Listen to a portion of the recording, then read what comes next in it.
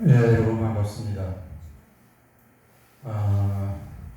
금년이 팬데믹 때문에 여러 가지 강좌도 많이 취소가 되거나 좀 비대면으로 돼 있고 해서 저희 같은 경우에도 해외 답사도 가고 많이 해야 되는데 금년에 좀 가지 못했어요. 오늘 국학원에서 개천문화재 방편으로 해서 오늘 강좌를 하게 됐습니다. 그래서 저는 제목을 대한민국 임시정부와 개천절 이렇게 간단하게 했는데, 그러니까 여기서 개천문화 축제나 행사들을 매년 해오신 걸로 얘기를 들었습니다. 그래서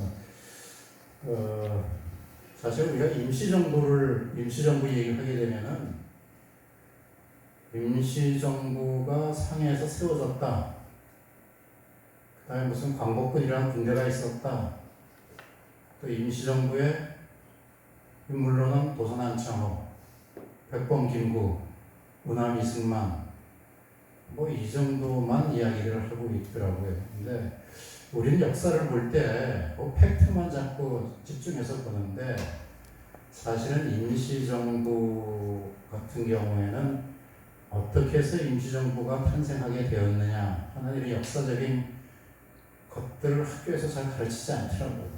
그러니까 1919년 4월 11일 상해에서 임시정부가 탄생했다.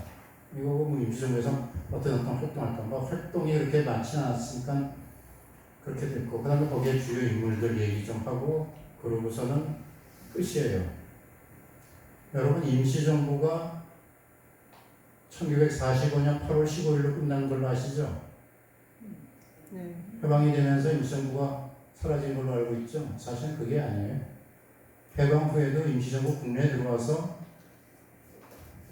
다 활동을 했습니다. 의정원 활동도 하고 또 국무회의도 하고 다 했어요.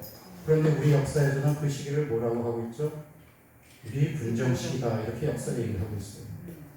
이런 것들은 바뀌어야 되는데 아직도 그대로. 그래서 임시정부는 이거 헌법의 전문에도 나오지 않습니까? 임시정부의 법통을 어디로 갔다? 대한민국으로 간 거예요. 같이 연결되는 고리입니다, 사실은. 근데 중간에 미분정 3년이 있었다고 해가지고 우리 역사에서 임시정부 계속된 거는 빼버리고 미분정이 우리 역사의 3년에 들어왔어요. 그리고 우리 역사는 일제시기 이렇게 이제 많이 얘기하는데, 일제시기도 마찬가지 아닙니까? 1910년 나라가 뺏긴 후에 1919년이 되면 임시정부가 수립되는데 그냥 도매금으로 다 일제시기, 일제강점기 뭐 이렇게 그냥 해버리죠. 역사에서 이런 주체를 찾는 것이 상당히 사실 중요합니다. 그런데 역사에서 그런 주체 찾기를 잘 안 하고 있어요. 그건 여러 가지 이제 이유가 있습니다. 오늘 그런 얘기들을 좀 하려고 합니다. 왜냐하면 해방 후에 우리가 잘 알다시피 친일 청산이라든지 이런 것이 제대로 됐으면은 이런 일이 없는데, 우리가 잘 알다시피 친일 청산이 제대로 되지 않다 보니까 지금까지도 친일 문제 가지고, 해방된 지 지금 75년이 됐어요. 근데도 아직까지도 친일 문제 가지고 설왕설래하고 있는 그것이 오늘의 현실이죠. 그래서 그런 것을 좀 기억하고, 우리가 작년부터 해가지고, 작년이 우리가 임시정부 100주년이었죠. 사실은 그래서 독립운동 선상에서 물론 그 전에도 있었지만 임시정부를 기점으로 해서 계속 앞으로 모든 게 100주년이에요. 그러니까 금년이 무슨 또 100주년입니까? 보동 천살립 승전 100주년, 내년은 또 자유시 참전 100주년, 뭐 계속해서 이제 앞으로 독립운동 역사에서 한 100주년이 계속되는 그런 셈이죠. 자, 그래서 작년에 우리가 그 임시정부 100주년 했고, 금년에 임시정부 101주년입니다. 그래서 그러고 금년에 이제 특별히 제가 했던 것이 봉오동 총살리 승척 100주년입니다. 봉오동은 6월달, 1920년 6월, 총살리는 바로 오늘입니다. 오늘 총살리 전투가 시작이 돼서 6일, 일주일 동안 총살리 계곡에서 전투가 벌어지게 되죠. 그것이 이제 100주년이 되는 해가 되는 것이죠.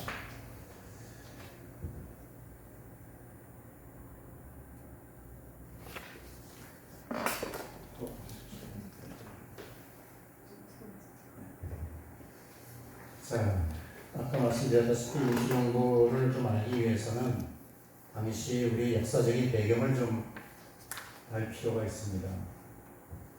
1910년대만 우리가 보더라도 이런 배경을 알지 못하면은 임시정부의 탄생에 대해서 정확히 알지 못하는 것이 되죠.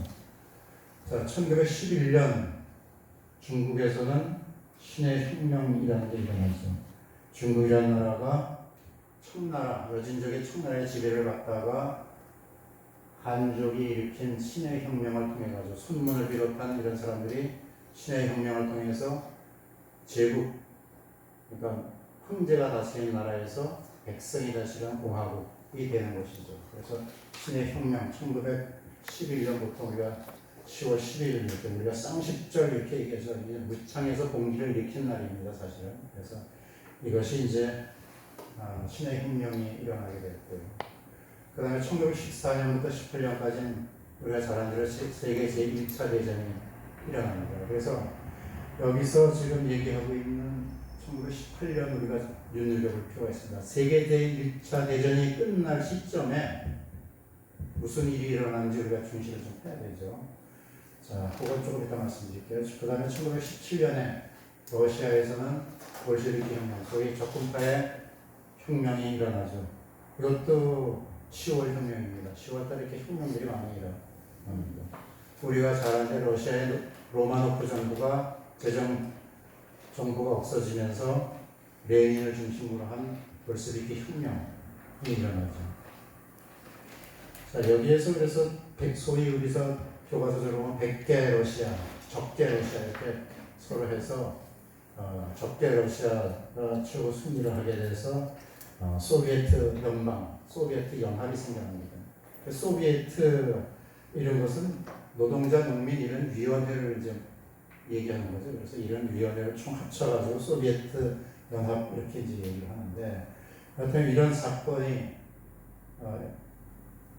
중국의 러시아의 가까운 나라에서 일어나게 되고, 뭐 이제 일본 같은 경우에는 메이지 유신 이후에 승승장구하면서 특히나 세계 제1차 대전에 연합국에 참여해가지고 승전국이 됩니다.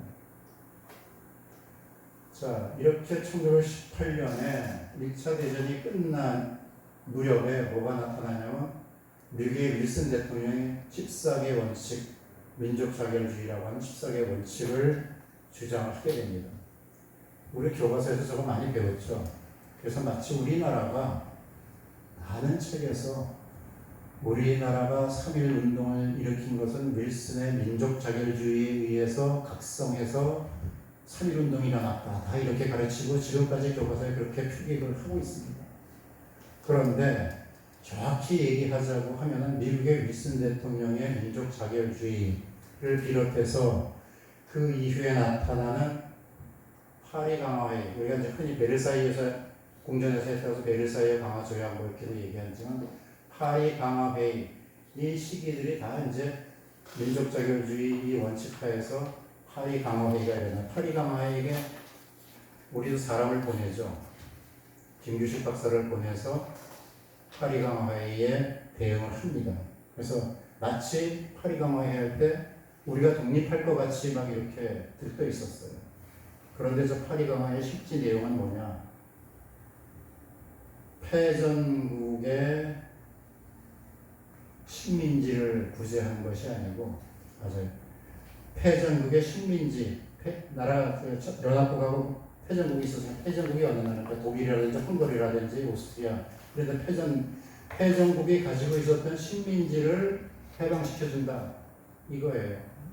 그러니까 우리나라는 해당이 됩니까, 안 됩니까? 일본이 승전국이었기 때문에 우리는 해방이 안 돼요. 해당이 안 돼요. 근데 많은 사람들이 우리가 바로 독립할 걸로 착각을 한 거죠. 그리고 실제로 그렇게 착각을 했어요. 많은 지식인들은 알았음에도 불구하고 우리도 이 기회에 한번 독립해보자 이런 의지로 해가지고 사람을 파견하고 이런 의지를 세웠던 것이죠. 그래서 이렇게 좀 정확하게 얘기를 해야 되는데, 왜냐면 민족 자결주의 해가지고 우리가 마치 독립이 되는 것 같이 소문이 막 이렇게 나가지고, 사실은 이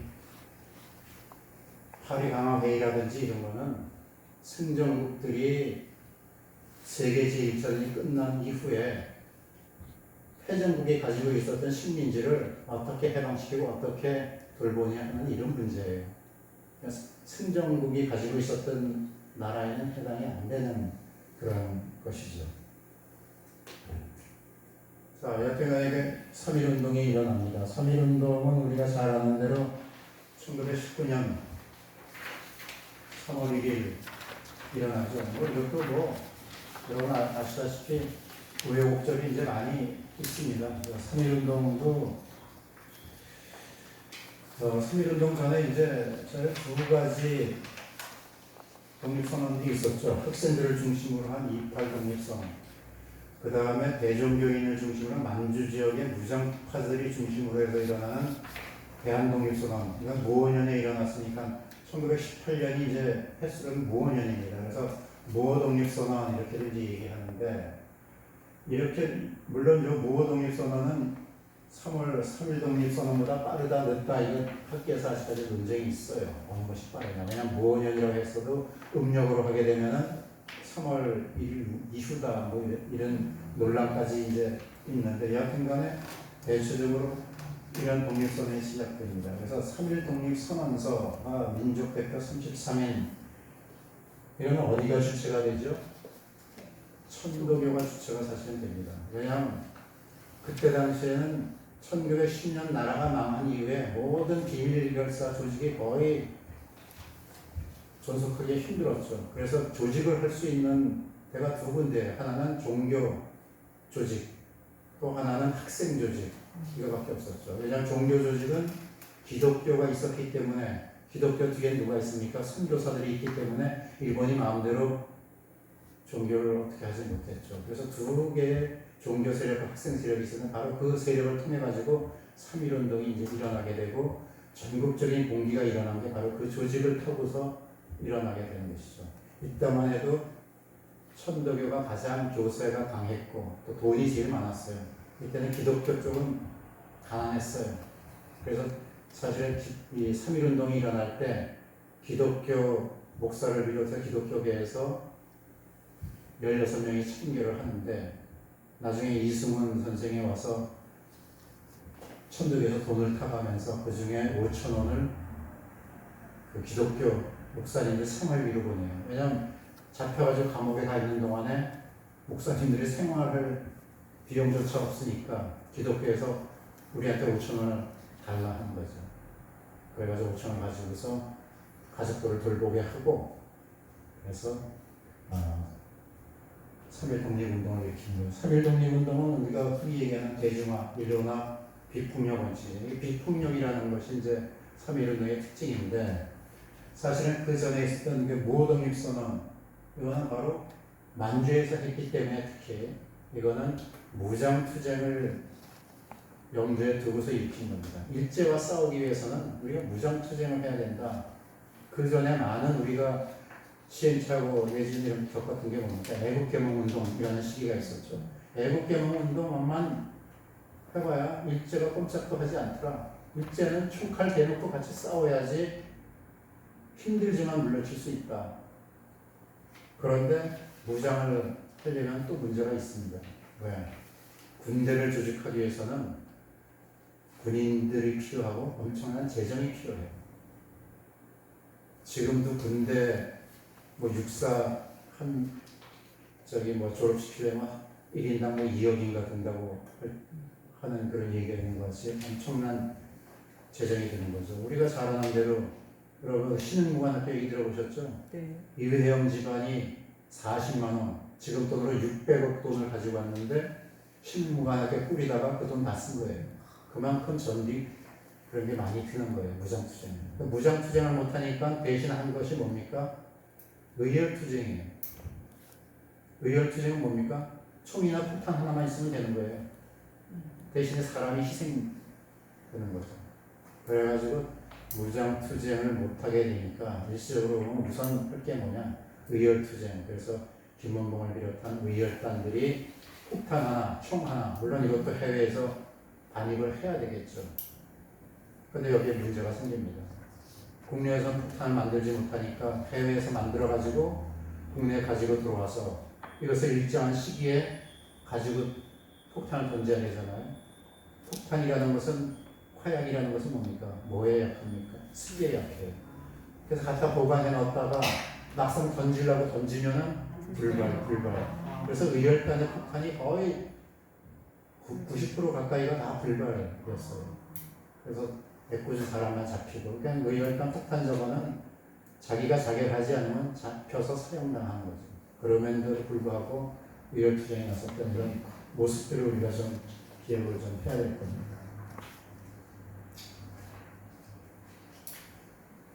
자, 그리고 3.1운동을 기점으로 해가지고 이제 임시정부라는 것이 생기는데, 그 임시정부가 한 군데서 생기는 게 아니에요.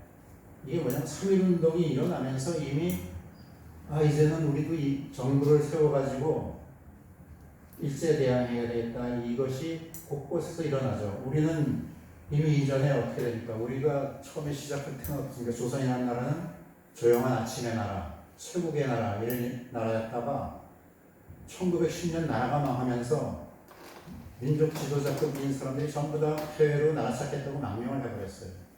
1910년대부터 계속해서 1919년까지 망명을 해서 해외에 다 기지를 만듭니다.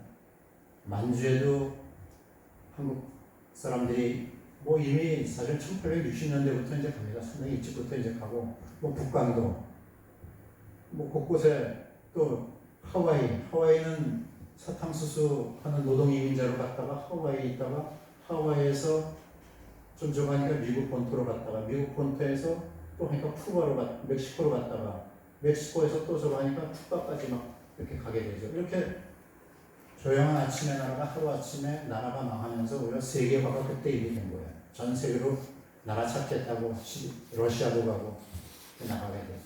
그래서 곳곳에서 그런 우리 동포들의 거점, 기지들이 생겨납니다. 그런 데서 전부 다 3.1운동이 일어나니까 우리도 나라를 세워야 한다는 자각들이 생기는 거죠. 그래서 크게 한 세 군데에서 생겨나죠. 첫째는 러시아 쪽에서 일어납니다. 대한국민의회라는 것이 생겨나죠. 이것은 그 전에 있었던 전로 한족회라는 그 명칭 위에 교포 그 단체가 있었던데, 그거를 발전시켜서 대한국민의회, 여기 있는 대로 국민의회입니다. 오늘날의 국회와 같은 성격을 가진 거죠. 여기에서 임시정부, 대한국민의회라는 임시정부가 생겨나죠. 또 하나는 순서는 이제 대한민국 임시정부는 요 밑에 이걸 먼저 보시죠. 한성정부는 4월 16일에 국내에서, 물론 국내에서는 제대로 공식적으로 할 수가 없죠. 일제 치하니까. 그래서 비밀리에 인천의 자유공원에서 한번 모이고, 그 다음에 서울의 한서원에서 한번 모이고 해가지고 국내에서도 여튼간에 한성정부라는 걸 만듭니다. 그리고 여기에서 발행했던 이규가 분명히 이런 사람들이 전부 다 어디로 가냐? 상해로 가서 상해 독립 운동하는 거기에서 만들어지는 대한민국 임시정부와 합류를 하게 되죠. 왜냐하면 국내에서는 더 이상 활동을 못하니까. 그래서 대한민국 임시정부가 상해에서 생겨나게 됩니다. 지금 4월 11일 임시정부가 탄생하는 걸로 되어 있죠. 그리고 얼마 전까지 한 2년, 3년 전까지만 해도 임시정부는 4월 13일 날 수립되었다 이렇게 돼 있어요. 그런데 4월 10일 밤에서부터 국회의원들이, 그러니까 그때는 의정원이라고 했는데 임시의정원에 모여가지고 그 국회의원들이 의회를 열어가지고 밤에서부터 밤을 꼬박 새고 그 다음날 아침에 의결을 한 거예요. 대한민국 공포를 하고, 그거를 공포한 날이, 선언한 날이 13일인 거예요. 이때가 13일을 했는데 그걸 이미 국회에서 기준이 다 끝났으니까 11일이 맞다 해가지고 지금 4월 11일로 지금은 되게 수정되고 있는 것이죠. 그래서 여튼간에 이런 세 개의 정부가 생겨납니다. 이거 외에도 소위 페이퍼 정부라고 해가지고 명목상의 정부가 다 합쳐가지고 이 세 개 합쳐가지고 7개나 더 있었어요. 그거는 그냥 명목상에 누굴 대통령으로 세우겠다, 뭐 하겠다 이런 식으로. 실체적인 있는 것은 이 세 가지. 그 중에서 특히 가장 실체적인 두 정부가 있었죠. 그래서 자 이렇게 해서 정부가 만들어졌는데, 자 정부가 한 나라에 정부가 몇 개씩 있으면 되겠냐 안 되겠냐 이렇게 논의가 되죠. 그래서 정부를 통합해야 된다는 게 일어납니다. 통합 임시정부가 수립이 되게 되죠. 그래서 4월 29일이면 거의 임시정부가 생긴 지 같은 달이죠. 임시정부 통합 논의가 이때부터 시작이 됩니다. 특히 이제 도산 안창호 선생이 1919년 5월 25일 미국에서 상해로 도착해서 본격적으로 도산 안창호가 그때 내무총장이었어요. 요즘으로 해서는 행정자치부 장관이기 때문에 이런 모든 조직이나 이런 거를 앞장서서 하게 되죠. 그래서 안창호를 중심으로 해서 임시정부도 조직되면 한편으로는 통합 논의가 되는 것이죠. 그런데 그러다 보니까는 러시아에 아까 있었다고 하는 대한국민의회는 해산을 자체적으로 결합합니다. 그냥 통합하기 위해서. 그런데 그러고서 거기에 대표로 누가 보냐, 이동일 선생이나 문창범 선생이 상해로 와서 보니까 정부는 없애버렸는데 임시의정원이라는 의정은 그대로 있는 거예요. 왜 니네는 다 없애지 않았느냐? 우리만 없애고 의회 없애고 왔는데 니네도 다 없애야 되는 거 아니냐? 이거 우울증 하니까 야 그러면 우린 거기 합류 못한다. 그래가지고 문창범 선생 같은 경우는 다시 러시아로 되돌아갑니다. 뭐 하여튼 그때 우여곡절 끝에 1919년 9월 11일이 되면은 통합 임시정부가 출범을 하게 되죠. 나중에 이동희 선생은 국무총리로 다시 취임을 하게 되는 그런 상황입니다. 그래서 임시정부는 이렇게 우여곡절 끝에 3.1운동 이후에 생겨나면서 또 여러 군데에서 생겨나면서 이것이 다시 통합이 됩니다. 그래서 여기도 위치를 어떻게 할 것인가 논란이 많았어요. 왜? 저 임시정부는 결국 일제와 싸워야 되는데 만주나 러시아나 교포들이 많은데 또 실제로 총칼 들고 싸울 수 있는데 해야지 무슨 상해냐. 상해에서는 총칼도 없고 군대도 없고 우리 교포도 한 1000명 정도, 많아야 1000명 정도밖에 없는데 여기서 무슨 독립운동이냐. 이래가지고 처음에는 상당히 반대를 했었습니다. 그러다가 그래도 상해가 국제도시고 하기 때문에 우리의 사정도 알리는 것은 상해가 좋다 해가지고 상해로 하고, 그렇다면 나중에 군정부, 그러니까 군무부, 요즘 국방부만 만주로 옮기는 걸로 하자. 이렇게 이제 무마가 돼가지고 임시정부가 생겨나게 되죠. 자, 임시정부가 처음에 생겨나면서 설치된 것이 이런 것들이 설치가 됩니다. 왜? 임시정부가 어디에 설립되었죠? 중국 땅 상해에 설치되었어요. 자, 중국이 우리하고 우호가 있었다고 하지만, 우호적이었다고 하지만 남의 땅에 정부를 세운다는 것이 만만치가 않은 거죠. 예컨대 우리나라에 티벳이 와가지고 독립국 세우겠다고 하면은 우리나라가 들어주겠어요? 달라이라마 불러가지고 티벳, 야 우리 서울 한복판에 만들어라 하면은 그거 되겠어요? 안 되죠. 그럼에도 불구하고 중국이 여하튼간에 한국 임시정부를 상해에 세우기까지는 인정을 해줬어요. 그렇지만 거기에서 우리가 마음대로 무기를 가지고 막 이렇게 할 수는 없는 거죠. 자, 그러니까는 임시정부에서는 어디하고 연락이 돼야 되냐? 국내하고 연락이 돼야 되는 거죠. 그 국내, 왜냐하면 모든 군자금이라든가 자금이라든지 인원이라든지 이런 건 모두 국내에서 조달을 해야 되기 때문에 국내하고 연결 루트를 만들어야 되는 거죠. 그래서 만든 것이 두 가지입니다. 교통국하고 양통제죠. 교통국은 말 그대로 요새로 치면 교통부, 요새는 그 교통부가 뭘 됐는지 모르겠지만,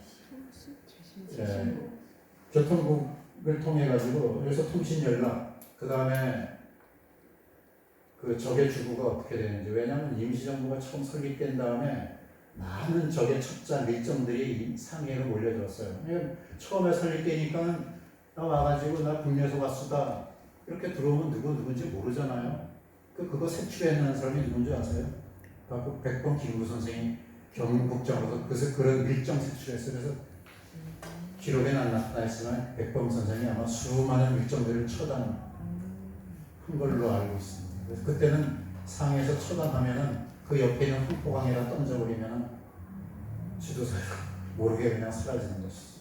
자, 이런 것들이 이제 이런 교통국이 이제 설립이 되고, 특히나 안동 그때는 지금은 이제 단동이라고 하는 저기 이제 신의주하고 국경이 마주치는, 국내로 들어가기 위해서는 반드시 단동을 거쳐가지고 들어오게 돼 있죠. 근데 마침 여기에 쇼우라는 인물이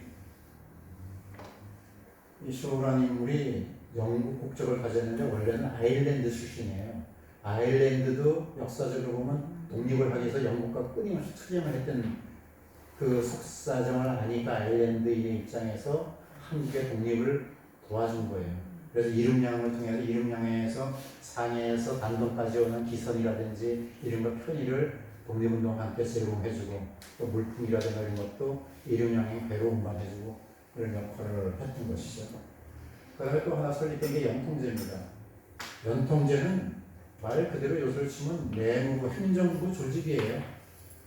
행정부가 어떻게 되죠? 도단이 있고, 그 다음에 군단이, 시군단이, 그 다음에 연단이 이렇게 되어 있지 않습니까? 그런 행정조직을 국내에다가 그대로 만드는 거예요.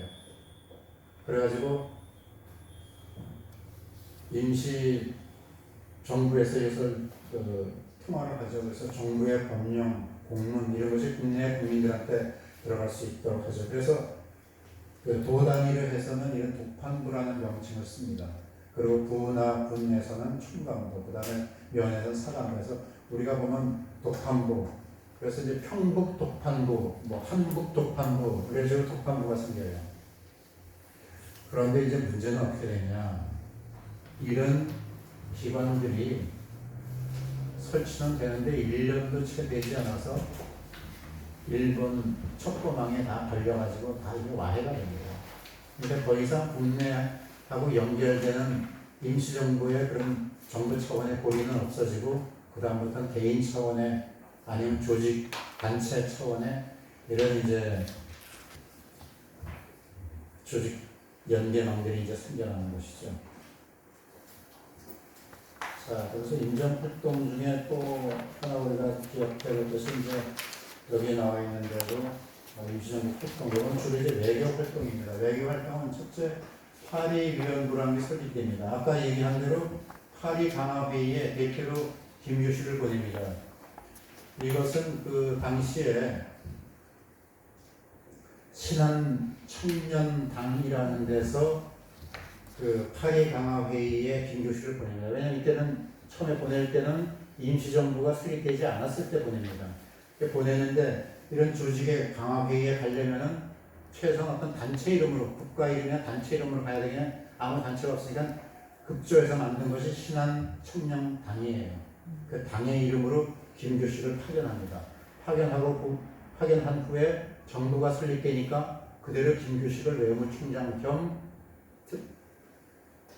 대표, 파리위원부 대표로 임명을 하게 되는 것이죠. 그래서 김규식 박사가 파리의 강화회의에 가서 여러 가지 활동을 합니다만, 아까 말씀드린 대로 파리 강화회의는 누구를 위한 거다?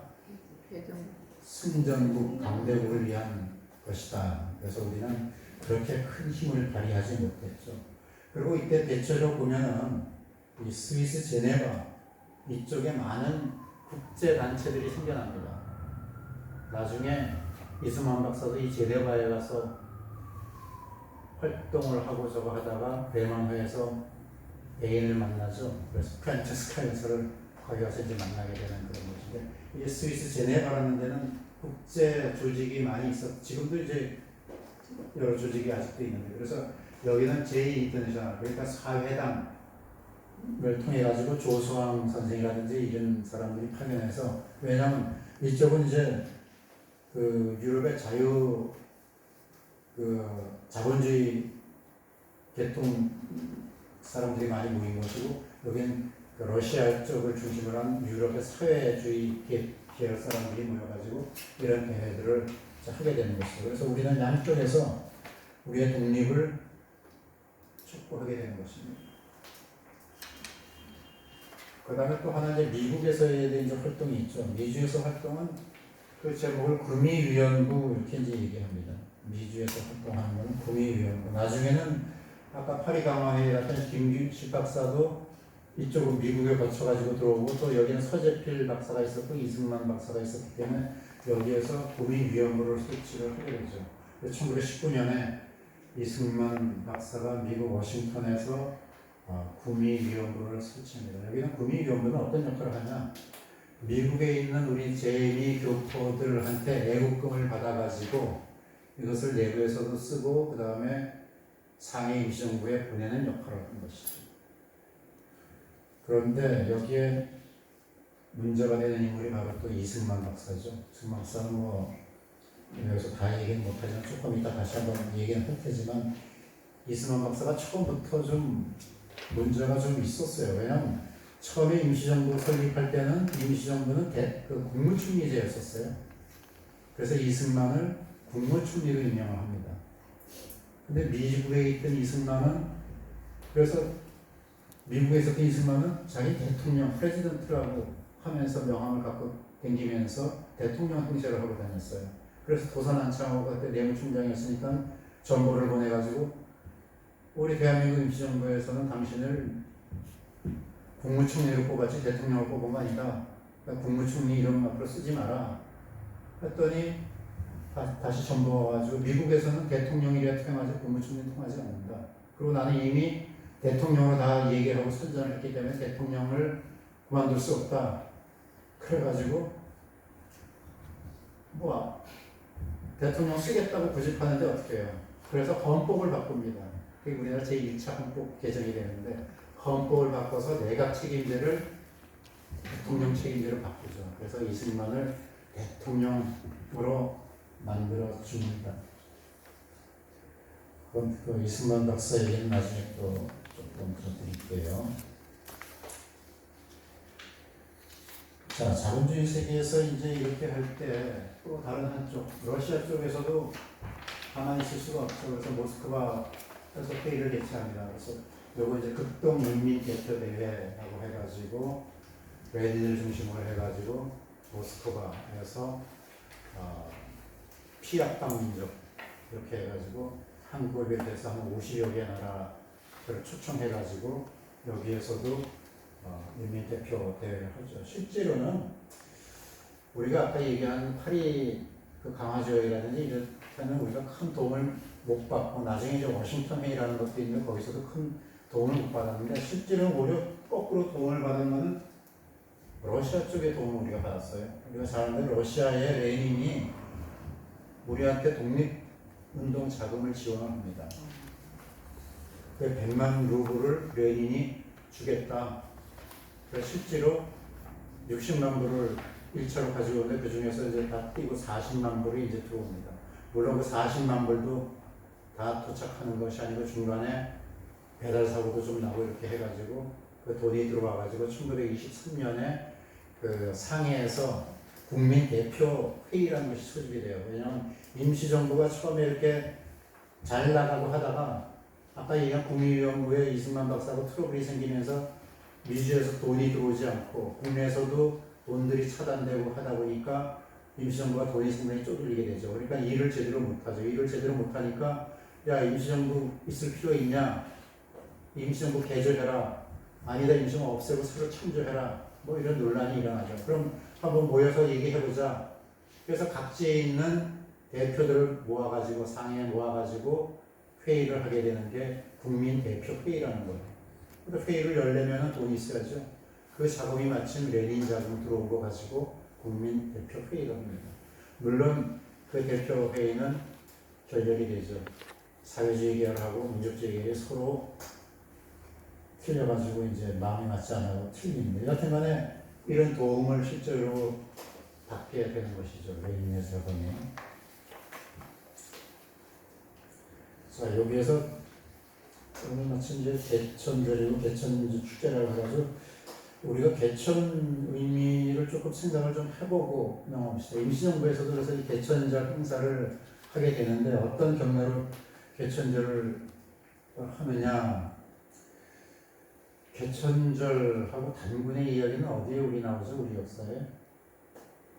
삼국유사에 주로 나오고 그 이후에 제왕문기라든지 이런 데도 좀 나오고 하는데 삼국유사에는 소위 삼신이라고는 환인, 환웅, 단군 이 세 사람을 얘기하죠. 이렇게 이제 얘기하는데 우리가 흔히 개천이라는 의미 뭐 여러 가지로 얘기를 하죠. 뭐 단군이 나라를 세운 날이다 하는 사람도 있고 환웅이 처음 하늘을 열고 백두산 신단수하를 신시로 내려와서 홍익인간과 이과세계의 인형을 펼치기 시작한 사건이다 이렇게 또 정의하기도 합니다. 그래서 이런 것들은 전부 다 천선 또는 천민의식 우리는 하늘에서부터 내려온 민족이다. 우리 역사, 특히 이제 기화민족 안에서 이제 천선, 강림, 설 이런 것이 이제 많은데 이런 것들이죠. 왜 이게 단군이라는 것이 물론 시작은 단군 지금으로부터 2333 금년이 단기 몇 년인지 아세요? 4350 3년?